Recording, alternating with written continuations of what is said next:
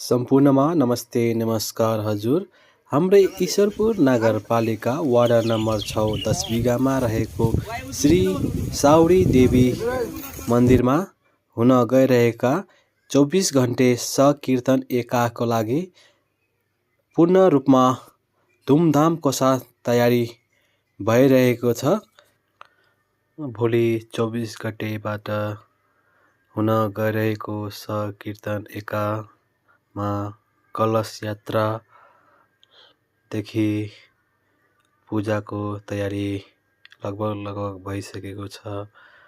24 र 25 गते हुने यो सकीर्तन एकामा कृपया हजुरहरूलाई पनि मेरो तर्फबाट अनुरोध गर्दछु कि आइजुनुहोला र हाम्रा श्री साउरी देवी माताले सबैजनालाई रक्षा गरून् भन्ने मेरो यही प्रार्थना छ।